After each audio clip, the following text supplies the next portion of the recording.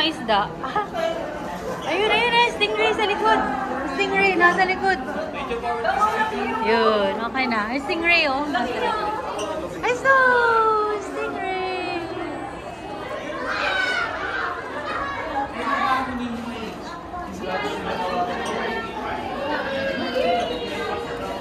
Di ba nakakalimutan yung manok? Hindi naputulan niya ng ano. Ang sabayin nila.